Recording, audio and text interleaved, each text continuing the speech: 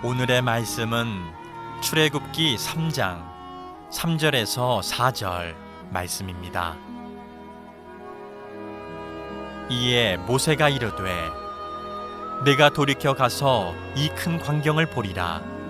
떨기나무가 어찌하여 타지 아니하는고 하니 그때에 여호와께서 그가 보려고 돌이켜 오는 것을 보신지라. 하나님이 떨기나무 가운데서 그를 불러 이르시되 모세야 모세야 하시매 그가 이르되 내가 여기 있나이다. 아멘. 작년 5월 한 취업 포털 사이트에서 자녀를 둔 맞벌이 직장인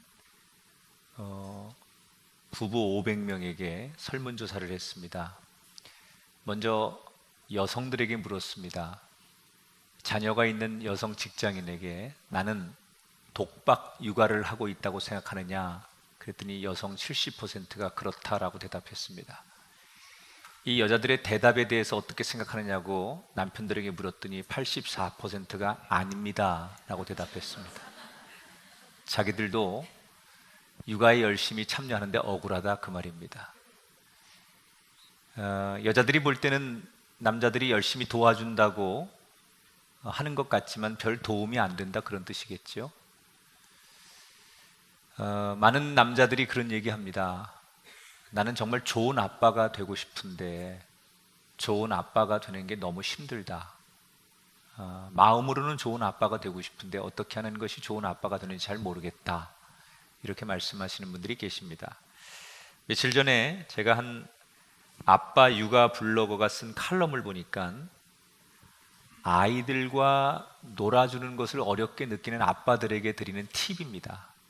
한 가지를 이야기했는데 아이들과 놀아줄 때 과도한 리액션을 해라 이런 얘기를 하더라고요. 아이들이 무슨 얘기하면 눈 동그랗게 뜨고 표정을 좀 과하게 짓고 그래 막 그러면서 이 아이의 맞장구를 쳐주는 리액션을 해주면 아이들이 그렇게 좋아한답니다. 그러니까 좋은 아빠가 되기 위해서 뭐 아이들에게 선물도 사주고 여행도 가고 다 좋겠지만 일상 속에서 아이들에게 표현해주고 아이들의 이야기에 반응해주는 리액션을 잘하는 것만으로도 인기 있는 아빠가 될 수 있다 그런 얘기입니다. 많은 분들이 저에게 이렇게 질문합니다. 목사님, 기도가 참 어렵습니다. 어떻게 기도해야 됩니까? 도대체 어디서부터 시작해야 되고 무엇을 기도해야 됩니까? 기도가 중요한지는 알겠는데 이 기도하려고 하면 감이 안 잡힙니다. 이렇게 말씀하시는 분들이 있어요. 조금 전에 그 블로그에 나온 전문가의 그 이야기처럼 사실은 우리가 기도를 잘한다는 거에 대해서 뭐 깊이 들어가서 얘기할 것도 있겠지만 아주 중요한 기본적인 것을 놓치기 때문에 기도가 어려운 거고 기도가 힘든 거예요. 오늘 우리가 성경의 대표적인 기도의 사람 모세의 이야기를 나눠볼 건데 여러분 아마 성경에 등장하는 사람들의 이야기 가운데 모세처럼 드라마틱한 기도의 응답을 받은 사람도 별로 없을 거예요. 물론 엘리야도 있지만 성경에 그 애굽에서 이스라엘 백성들을 탈출시키며 나타났던 아주 흥미진진한 드라마틱한 이야기들 그게 다 기도를 통해서 이루어지는 거잖아요. 그러니까 모세를 가리켜서 사람들이 기도의 사람 이렇게 말합니다. 그런데 모세는 처음부터 기도 잘했을까? 만약 그가 기도를 잘 못했던 사람인데 그렇게 기도의 사람이 되기까지 그의 기도의 시작은 어떠했을까? 문득 궁금해집니다. 그래서 오늘 모세가 드렸던 걸음마를 떼는 수준 정도의 첫 기도가 어떻게 시작되었고 어떻게 그가 기도를 처음 시작해서 나중에 기도의 사람이 되기까지 그가 기도의 능력자가 됐는지 그 과정을 기본적으로 살펴보려고 합니다. 모세는 이집트 노예로 살던 이스라엘 백성의 가정에서 태어나죠. 당시 애굽 왕이 이스라엘에서 태어나는 이스라엘 노예들에게서 태어나는 남자아이들은 다 죽여라 라고 명령을 했기 때문에 모세의 어머니가 아기를 낳고 보니까 남자아이인데 죽이는 대신 이 아이를 살리고 싶어서 상자 안에 집어넣고 강물에 흘려보냅니다. 때마침 강물에 목욕을 하러 나왔던 바로의 공주가, 이집트의 공주가 상자 하나가 떠내려오는 것을 열어보니 거기 이스라엘 남자 아기가 있는데 법으로는 죽여야 되지만 하나님께서 그 순간 이 공주의 마음을 감동시키셔서 이 아이를 보며 사랑하는 마음, 국률한 마음을 느끼게 하죠. 그래서 이 아이를 자기의 아들로 삼고 싶어 왕궁으로 데려가서 아들로 키우게 됩니다. 그래서 모세는 정말 꿈같이 죽음을 벗어나 이집트 왕궁에서 이집트 사람으로 잘 고급스럽게 양육이 됩니다. 그런데 이 모세가 가슴에 늘 잊지 않았던 것이 하나 있었어요. 그게 뭐냐? 나는 이스라엘 사람이다. 이걸 가리켜서 정체성이라고 말합니다. 여러분, 많은 분들이 신앙생활의 중도에 어려움을 겪는 대부분의 이유 가운데 하나가 자신의 정체성을 잃는 거예요. 공직자가 자신에게 주어진 공직의 정체성을 잃으면 부패하는 거예요. 목사가 내가 목사라는 자기의 정체성을 잃으면 넘어지는 거예요. 우리 모두는 하나님의 거룩한 백성이고 하나님의 사랑받는 자녀인데 때때로 내가 내 자신에 대한 정체성을 잊어버리는 거예요. 내가 누구인지 모르는 거예요. 근데 모세는 철저하게 나는 이스라엘 사람이다. 이 정체성을 분명하게 했어요. 어떻게 그렇게 할 수 있었느냐? 왕궁의 유모로 들어온 모세의 친어머니로부터 철저하게 정체성 교육을 받은 거예요. 그러니까 아이들 나중에 신앙생활 잘하겠지, 물론 그럴 수도 있습니다. 그러나 확률적으로 어릴 적에 습관화되고 어릴 적에 자기를 분명한 정체성에 딱 넣어두면 이게 오히려 평생 가는 거기 때문에 교회에서 어린이들이 예배하고 교회에서 아이들이 말씀으로 접촉할 수 있는 건 대단히 중요한 거예요. 이 정체성이 분명했던 모세. 그때부터 모세는 노예 생활로 고통당하는 이스라엘 백성들을 주목하기 시작해요. 그 이스라엘 백성들이 흘리는 눈물을 안타까워하고 그들의 신음소리를 주목합니다. 그리고 같이 가슴앓이를 해요. 그리고는 나름대로 그 이스라엘 백성들을 위해서 공의와 정의를 행하기 위해서 무엇을 할 수 있을까 고민합니다. 그러던 어느 날 그의 나이 40살이 되던 청년의 나이 때 이스라엘 민족을 괴롭히던 애국 관리를 보고 더 이상 참을 수 없다고 생각해 그 사람을 몰래 죽이게 됩니다.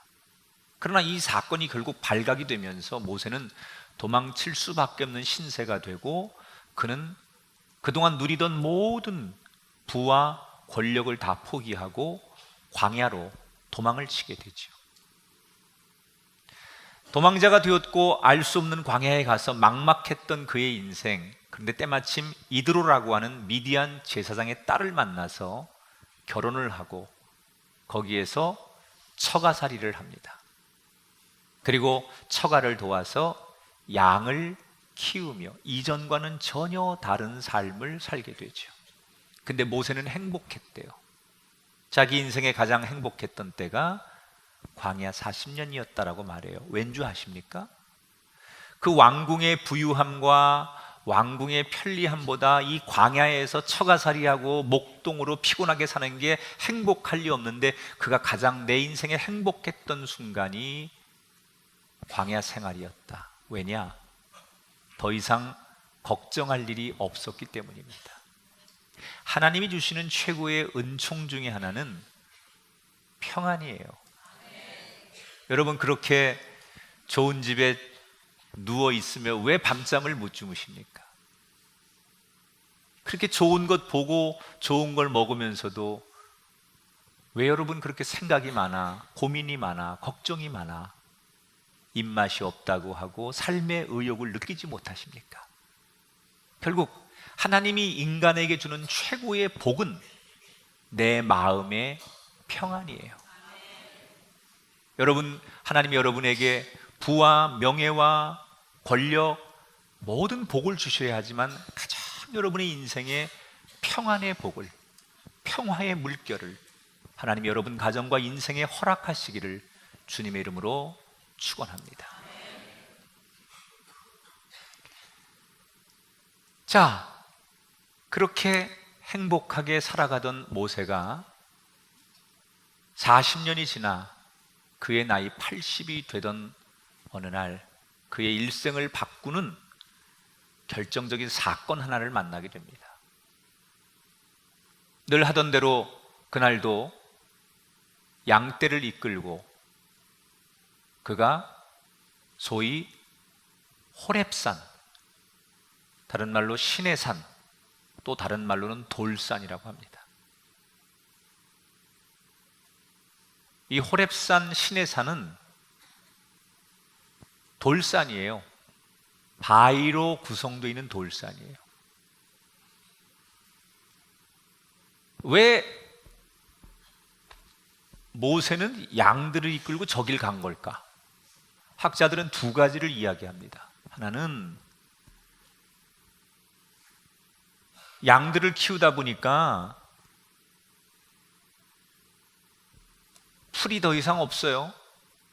그래서 목자인 자기가 양들에게 풀을 먹여야 하는데 더 이상 없으니까 찾다가 남들이 안 가는 저 신의 산까지 갔을 것이다, 이렇게 말하는 학자가 하나 있고, 또 다른 학자는 어딘가를 향해 이동하다가 그 길목에 신의 산이 있어서 신의 산에 머물렀을 가능성이 있다.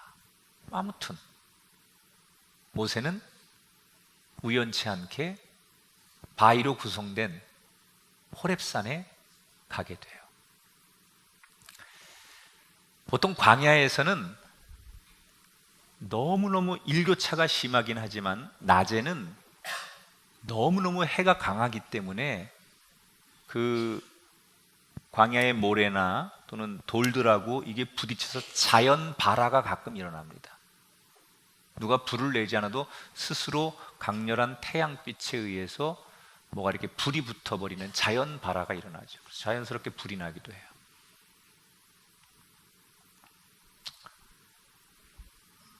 그런데 모세가 이 시내산에서 아주 평생 두 번은 경험할 수 없는 희한한 것을 목격하게 돼요. 오늘 성경 1절, 2절 볼까요? 같이 읽습니다. 시작.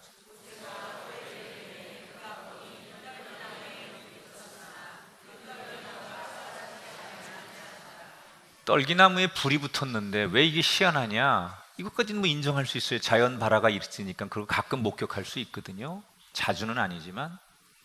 근데 모세가 희한하다고 느낀 것은 나무에 불이 붙었는데 나무가 안 타는 거예요. 그리고 보통 불이 붙으면 막 불소리가 막 장작이 타는 소리가 들리잖아요. 그런 소리도 안 들려요. 그리고 이 불이 옆으로 붙지도 않아요. 그 떨기나무에만 불이 붙었는데 나무가 타질 않는 거예요. 너무 희한한 거예요. 너무 이상하니까 모세가 깜짝 놀라죠. 자, 떨기나무라는 것은 당시에 가장 흔하디 흔한 관목 중에 하나예요. 사막에서 나무 같지 않은 나무, 나무라고 인정받지 못하는 나무, 그래서 쓸모없어 있지만 존재감이 없어 버려지는 나무가 떨기나무예요. 이 떨기나무는 지금 이스라엘 백성들의 처지를 표현하는 거예요. 이스라엘 백성들은 이집트에 지금 노예로 붙들려가 살고 있잖아요. 사람 대접받지 못하고 사람이지만 존재감이 없고 미래가 없는 철저히 버림받고 고립된 사람들, 이 사막의 떨기나무처럼 존재감이 없는 인간들, 그게 이스라엘 백성들이에요. 그런데 거기 불이 임했다고 그랬어요. 불은 뭐냐? 불은 하나님을 상징하는 거예요. 보통 우리가 마가의 다락방에 성령의 불이 임했다고 말하죠. 우리가 하나님을 만나면 불 받았다고 말하죠. 성경에서 불은 하나님을 상징하는 거예요. 불이 임하면 모든 더러운 죄성이 다 태워지죠. 불은 우리 차갑고 냉랭한 우리의 마음을 뜨겁게 해주죠. 불은 어둠을 환하게 비춰주죠. 그러니까 하나님의 존재를 이야기할 때 불을 얘기해요.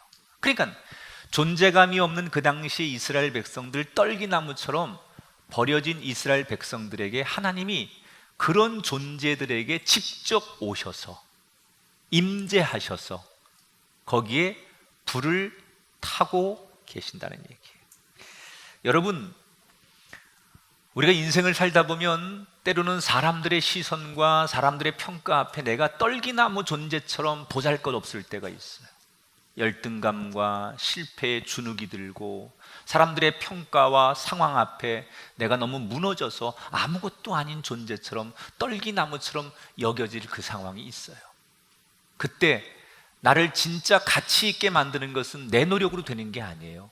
하나님이 나같이 버림받고 존재감 없고 쓰러지고 아무 가치 없는 떨기나무 같은 내 인생과 우리 가정에 오셔서 불이 되어 임재하셔서 내 인생에 찾아오셔서 나와 동행하시고 나와 함께 하시고 나와 대면하실 때 나라고 하는 존재가 빛을 발하는 거예요. 비록 떨기나무지만 그곳에 불이 임하면 떨기나무가 떨기나무가 아니에요.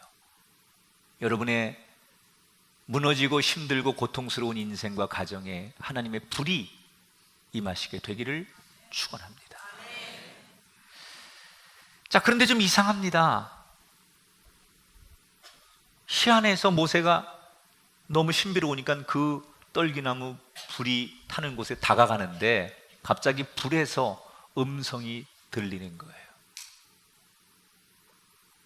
2절부터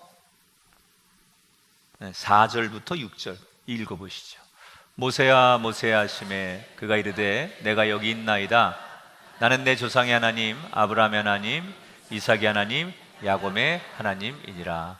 자, 하나님이 모세를 부르십니다. 그런데 그 이름을 정확하게 부르셨어요. 여러분 보세요. 모세가 먼저 하나님을 부른 게 아니에요. 하나님이 먼저 모세의 이름을 불렀어요.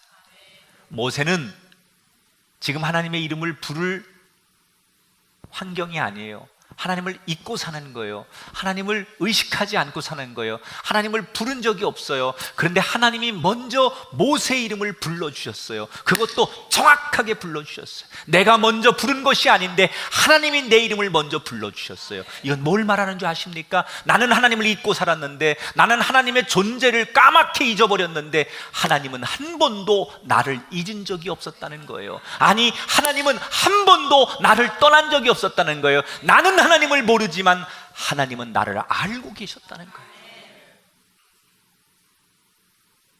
모세야, 모세야. 먼저 부르신 하나님. 우리 인생에 가장 가슴 떨리는 아름다운 날이 있다면 하나님이 내 이름을 불러주는 날이에요. 여러분 인생에 한 번쯤은 또렷하게 내 이름을 부르시는 하나님의 소리를 듣게 되는 정말 인생을 잊을 수 없는 그날의 그 감격과 그 떨림을 잊을 수 없는, 하나님이 나의 이름을 불러주시고 내게 다가오시는 그 결정적인 경험이 여러분에게 있게 되기를 축원합니다. 그 엄숙한 목소리 앞에 모세가 당신은 누구십니까? 누군데 내 이름을 부르십니까? 라고 물었더니 그분이 뭐라고 말해요? 네가 너희 백성들이 가장 존경하는 아브라함의 하나님이다. 그 이삭이 그렇게 불렀던 하나님이 바로 나다. 야곱이 목매어 찬송했던 그 하나님이 바로 나다. 자신을 그렇게 소개했어요. 자, 여기에서부터 하나님과 모세의 뜻하지 않은 대화가 시작됩니다.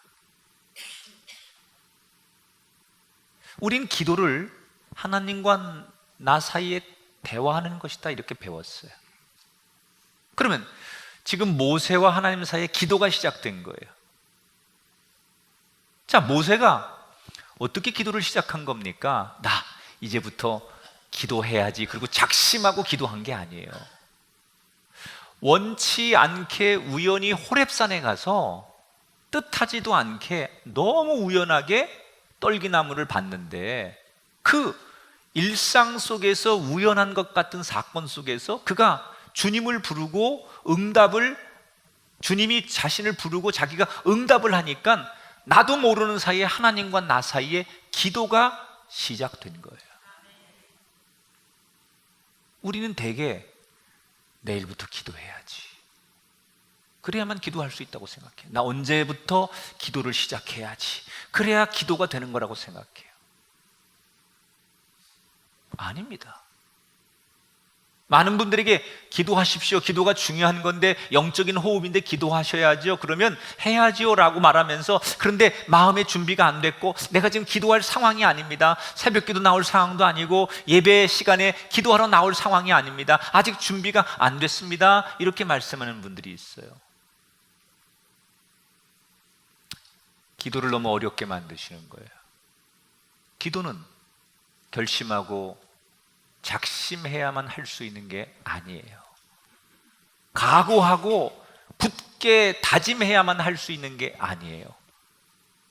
내 일상 속에서 내가 원하지 않는 희노애락의 여러 사건들이 생기고 일상 속에서 수없는 일들이 일어날 때, 생각지도 않았던 일들이 막 벌어질 때, 그 우연한 일상에서 하나님을 찾고 하나님을 부르면 거기서부터 내 삶의 기도가 시작되는 거예요. 나는 기도를 어떻게 시작해야 될지 잘 모르겠어요, 기도하고 싶은데 아직 준비가 안 됐어요, 이런 분들에게 꼭 이 모세의 기도를 가르쳐 드리고 싶어요. 따라합시다. 우연을 기도의 계기로 만들자. 그냥 내게 일어나는 우연의 일들을 다 기도의 계기로 만들어 버리는 거예요. 역사는 우연히 쓰여지는 게 많은 거예요. 인계동 사시는 분 손 들어봐요. 인계동 사세요? 인계동에서 며칠 전에 있었던 일이에요. 며칠 전에 인계동 파출소에 한 60대의 할머니가 붙잡혀 왔어요. 한눈에 보기에도 빼빼 마르고 치아도 다 빠지시고 머리도 많이 빠져서 가발을 쓰지 않으면 볼 수 없는, 한눈에 보기에도 어떤 고생의 세월을 살았는지 그 외모로 보면 딱 느낄 수 있는 초라한 행색의 할머니가 파출소에 붙들려 왔어요. 이 할머니 왜 파출소에 왔느냐? 그날 가사 도우미 일자리를 구하려고 인력 사무소를 찾아가던 중에 마음이 급하니까 무단횡단을 했는데 하필이면 거기에 경찰이 서 있었어요. 그래서 신분증을 내라는데 못 내니까 파출소 가자고 그래가지고 신원조회를 받게 되는데, 그때 새로운 사실을 알게 된 거예요. 경찰이 이 할머니가 28년 전에 실종 신고를 당한 대상자예요. 이 할머니에게 이런 사연이 있었어요. 남편이 있고 자식이 있었는데 남편이 사업에 실패하고 세상을 떠나셨습니다. 갑자기 그 충격으로 이분이 조울증 증세를 보여서 한 정신병원에 입원을 하고 치료를 받는 과정 속에 가족들과 헤어지게 돼요. 그리고 퇴원을 했지만 실종된 상태에서 가족들은 가족들대로 찾지만 못 찾게 되고, 이분도 나중에 조금 정신적으로 건강해졌지만 가족을 찾을 길이 없어 그리움만 가진 채 평생을 28년을 그렇게 가족을 만나지 못하고 살았던 분이에요. 이 사정을 듣게 된 경찰이 급히 할머니의 가족들을 수소문하기 시작합니다. 그리고 얼마 뒤 12살 때 헤어진 지금은 40살이 된 아들과 통화가 되고, 어머니를 찾았다는 소식에 한 걸음 달려온 28년 만에 만난 어머니를 부둥켜 안고 그 어머니를 찾아 기뻐하는 아들과 어머니의 모습을 기사에서 소개를 했어요. 이 할머니가 어떻게 가족을 찾을 수 있었습니까? 일부러 내가 가족 찾아야겠다고 파출소 간 게 아닙니다. 솔직히 이 할머니가 처음에 경찰서에 붙들려 갔을 때 하필 재수없게 경찰이 거기 있는 게 뭐야 이렇게 생각했을 거예요.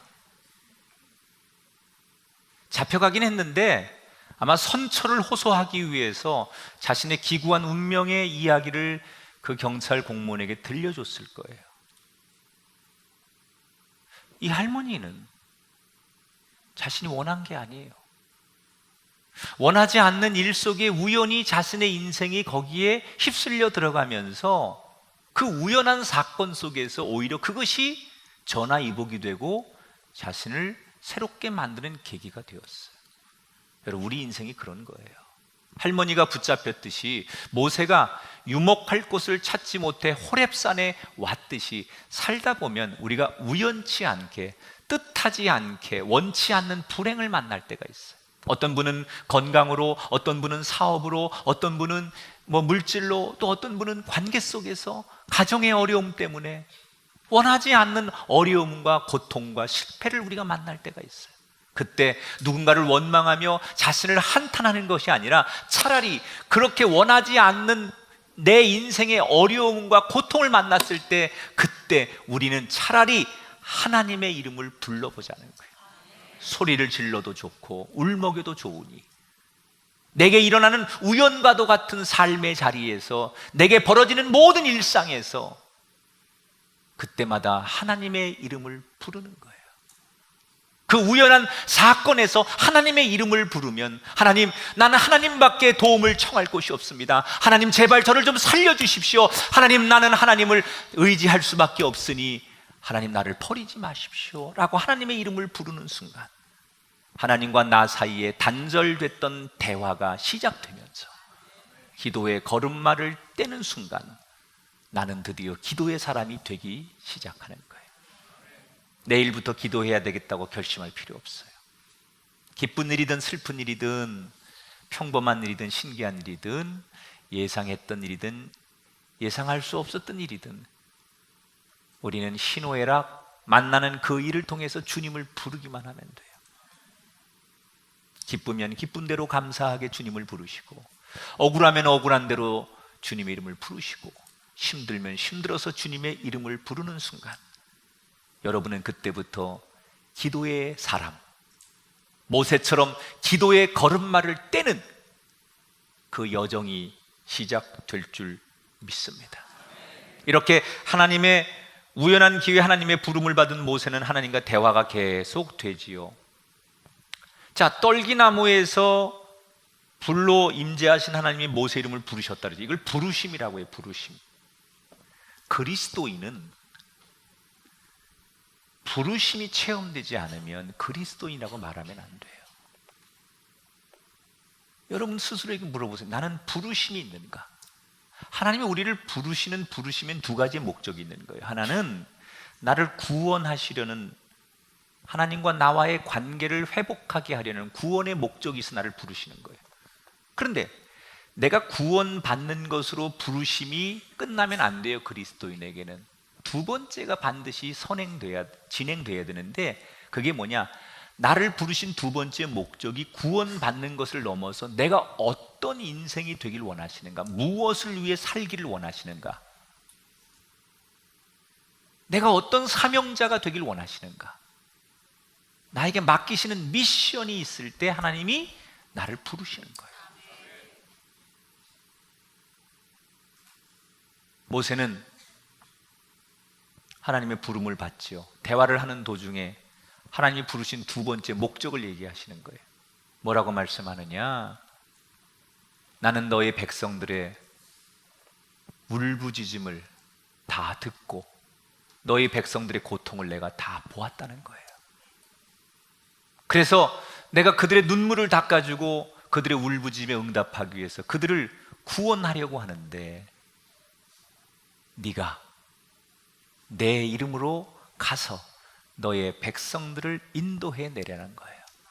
그런데 여러분, 우리는 이 이야기에만 초점을 맞추는데 사실은 이 뒷이야기가 더 귀한 얘기예요. 하나님이 내가 너를 지명하여 불렀으니 가라 그러시는데 그냥 가라고 하는 게 아니에요. 내가 너와 동행할 것이고 내가 너를 도와줄 것이고 내가 너를 책임져 줄 테니 가라, 그 말이에요. 이 뒷이야기에 아멘을 하셔야 돼요.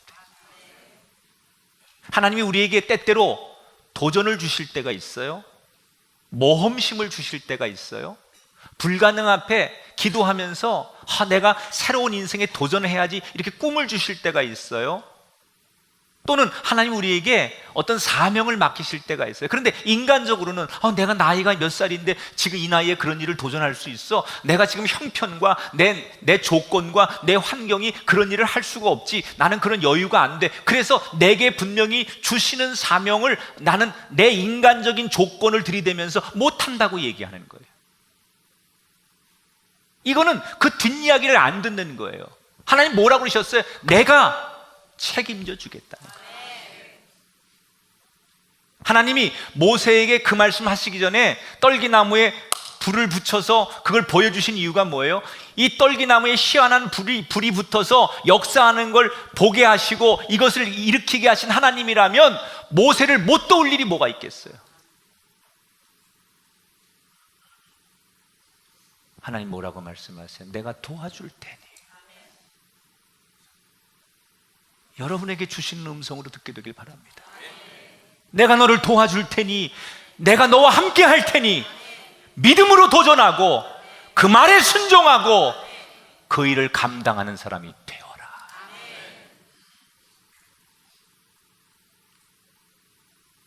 그러면 우리 같으면 그 경외함 앞에 엎드려서 하나님 송구합니다. 저같이 죄인과 부족한 사람에게 오셔서 내 이름 불러주시고 나한테 그 엄청난 일을 맡기신 하나님, 말씀대로 순종하겠습니다. 그래야 정상 아니에요? 그런데 이 모세 보세요. 얘 좀 보세요. 11절 봐요. 내가 누구기에 바로에게 가며 이스라엘 자손을 애굽에서 인도하여 내리까. 거절도 예의가 있는 거예요. 근데 모세는 예의도 없어. 3초도 고민 안 해. 거절할 것 같으면 하나님 앞에 머리를 좀 극적극적거리면서 저 하나님 저 잠깐 좀 이렇게 시간 좀 생각할 시간 좀 기도할 시간 좀 주시면 안 되나요? 이런다든지 좀 고민하는 척하면서 거절하면 덜 얄밉지. 그런데 하나님이 이렇게 제안하자마자 3초도 고민 안 하고 고개를 절레절레 흔들면서 손살에 치는 거야. 아유 말도 마세요. 난 아닙니다. 못 갑니다. 아닙니다. 그리고 부정하는 거예요. 왜 이렇게 모세는 고민도 안 해보고 곧바로 하나님의 제안을, 프로포즈를 거절하는 걸까? 이유는 자기의 인간적인 경험이 분명했기 때문이에요. 우리 교인들 가운데도 한때 젊을 때 정의와 공의를 위해 세상의 불의함에 맞서서 길거리로 나가 내 몸을 던지고 내 목소리를 던져서 세상을 바꿔보고 싶은 그런 인생을 살았던 분들이 많이 있죠. 아마 저와 비슷한 세대를 사신 분들은 다 그런 우리 시대 앞에서 그런 불의함 앞에 세상을 향해 그런 소리를 한 번쯤 외쳤던 경험들이 있을 거예요. 상식이 통하지 않고 인간이 인간으로 존중받지 못하는 이 세상 앞에 가만히 있을 수 없어서 젊은 혈기에 불의함 앞에 맞서서 내 한 몸을 들여서 세상을 바꿔보고 싶어 길거리로 뛰어나와 목소리와 내 땀과 열정으로 세상을 바꿔보려고 하는 공의로운 인생들. 모세가 그랬던 사람이에요. 자기 동족들이 그 애굽 사람들에게 학대당하고 인간 대접받지 못하는 걸 보면서 어떻게 상식이 통하지 않고 사람을 이렇게 대우할 수 있고 공의는 어디 간 거며 정의는 어디 있는가. 그래서 그는 열사가 되어 세상을 바꿔보고 싶었어요. 그리고 그 불의함 앞에 맞서 싸우다 보니 어느 날 원치 않게 한 사람을 죽이게 되고 그것 때문에 그 사건에 휘말려서 40년을 광야에서 도망자로 살았어요.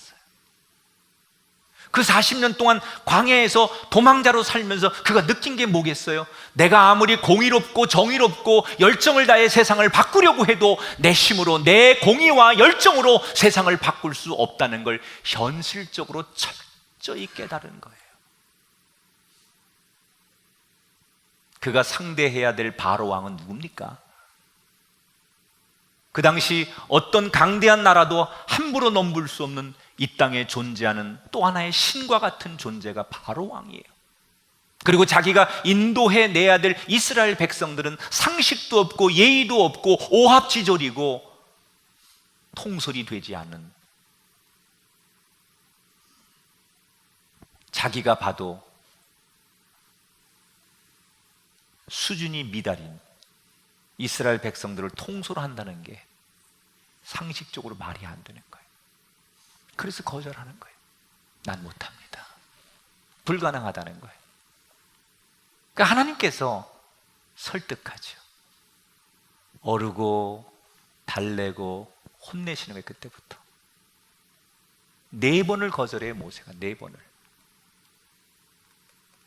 급하니까 하나님께서 넌 가기만 하라. 가서 이런 말만 하면 된다. 그래도 안 되니까 하나님께서 그 모세의 손을 나병이 들게 했다가 고쳐주고 지팡이를 뱀이 되게 했다가 다시 지팡이가 되게 하고 뭐 여러 가지의 기가 막힌 충격 요법을 다 동원해서 모세에게 뭐 야 네가 말 못하면 내가 너 대변인도 보내주고 너 옆에 도와줄 사람 다 보낼 테니까 가기만 하면 돼. 제발 가라.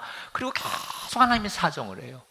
그래서 결국은 어르고 달래고 막 혼내고 협박하고 막 그래가지고 모세가 나중에는 할 수 없이 하나님 앞에 설득당해서 이집트에 가는 이야기로 오늘의 성경이 끝납니다. 자, 여러분, 상식적으로 말하면 아니 모세가 하나님 앞에 매달리고 사정해야 되는 거 아닙니까? 하나님 제발 좀 저희 좀 살려주시고, 하나님 저를 버리지 마시고, 하나님 저를 좀 도와주시고, 우리 좀 불쌍히. 아니, 모세가 매달려야 돼. 근데 지금 거꾸로야. 하나님이 매달려. 갑과 을이 바뀌었어요.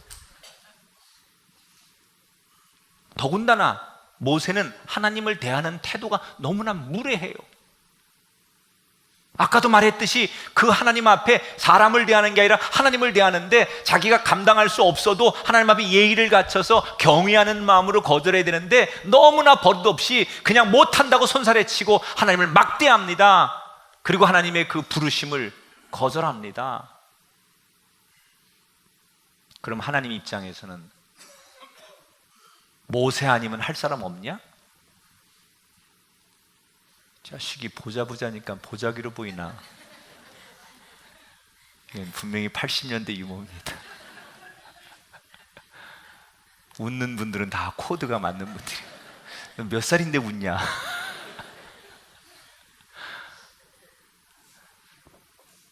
그러니까 하나님이 아니 모세가 그렇게 고집 부리고 말 안 들으면 바꿔.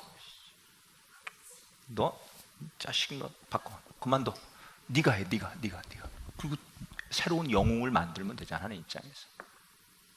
그런데 무리하기 짝이 없고 그렇게 하나님을 거절하고 손살에 치는 모세를 하나님 끝까지 포기하지 않고 대화를, 기도를 이어가시면서 모세를 설득하세요.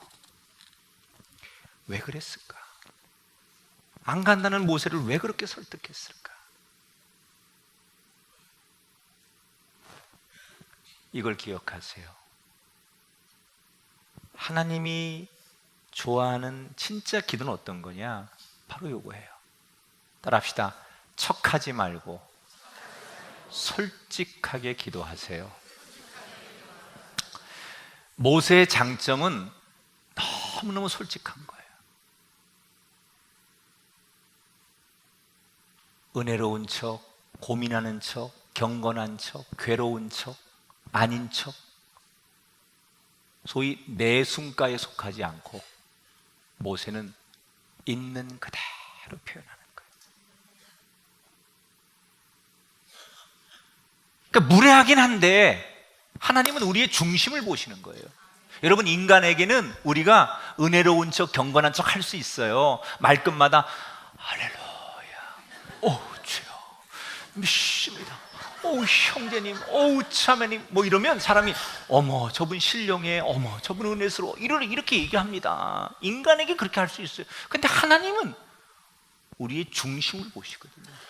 입으로 아무리 거룩한 척하고 우리가 아무리 은혜로운 척하고 아무리 눈물을 보여도 우리의 중심, 우리의 속사람, 우리의 진짜를 보시는 분이 하나님이거든요. 하나님 모세의 그 중심을 보신 거예요. 비록 말은 거칠고 입으로는 무례했을지 몰라도 그 모세에게 있는 중심은 뭐냐? 한번 충성하면 절대로 배신하지 않는 충성심이 있는, 진짜 의로움이 있는 그 중심이 모세에게 있었던 거예요. 입으로 말 잘하는 기도 하지 말라는 거예요. 물론 회중 기도, 대표 기도는 격식을 갖춰야 돼요. 그건 자기 기도를 하는 게 아니잖아요. 그건 회중을 대표해서 예배를 위해서 드리는 기도니까 그 기도의 성격은 형식과 격식과 언어의 선택과 이런 게 필요해요. 그러나 개인이 하나님과 대화하고 기도할 때는 그렇게 너무나 예쁜 말하고 은혜로운 말하고 좋은 말 하려고 하고 그런 거 하지 말라는 거예요. 하나님은 그렇게 입에 달콤한 사탕과 같은 이야기보다는 진짜 내 마음의 중심, 믿음이 흔들리지 않는 그런 중심을 보길 원하시는 거예요. 하나님을 아버지로 고백하는 그 중심을 원하신다는 거예요.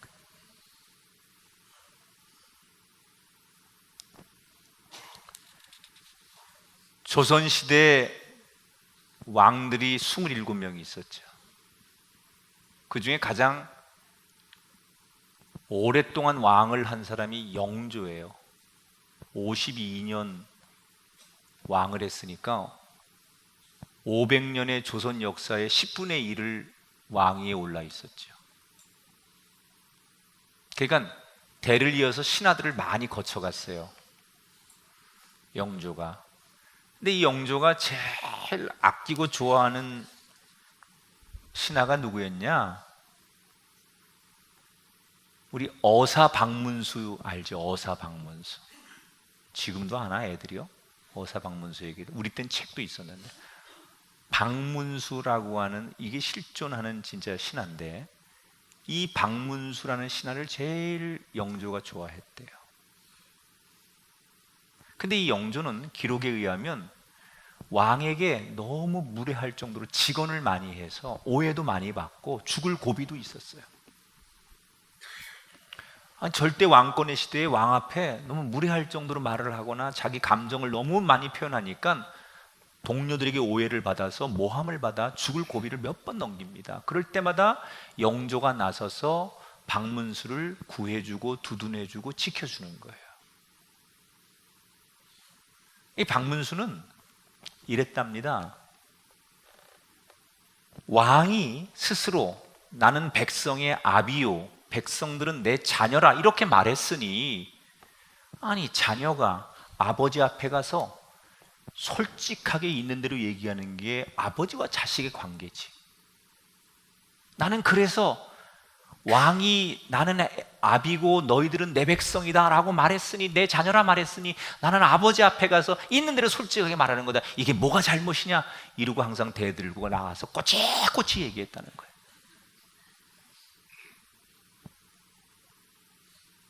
너무나 무례할 정도로 이 박문수가 그렇게 튀었지만, 이 박문수를 너무너무 아꼈던 영조가 그 무례함에도 불구하고 이 박문수를 그렇게 아꼈던 이유를, 그가 죽고 난 다음에, 박문수가 먼저 죽거든요. 그가 죽고 난 다음에 그의 죽음 앞에 펑펑 울면서 영조가 했던 이야기를 보면 이유를 알 수 있을 것 같아요. 이렇게 얘기했어요. 나는 그가 언제나 나라를 위하는 충성이 깊었음을 알고 있다.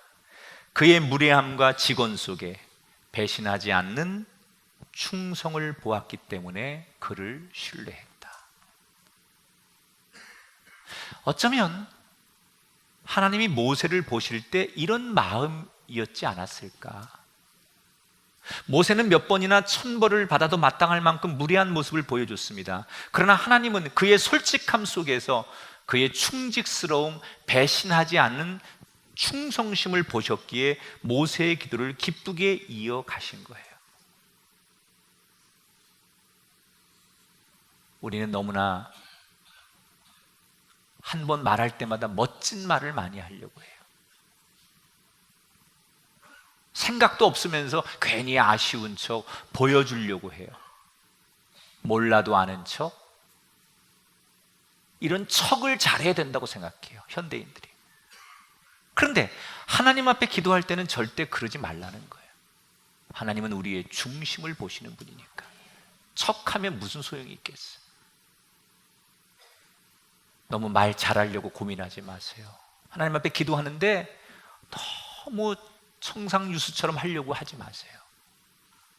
척하는 수백 마디의 언변보다는 어린 아이의 진실한 한마디가 아름답듯이 하나님 앞에 솔직하기만 하면 그 자체가 아름다운 기도가 되는 줄 믿습니다. 기도하기 힘드십니까? 솔직하게 하면 돼요. 우린 기도를 너무나 어렵게 생각해요.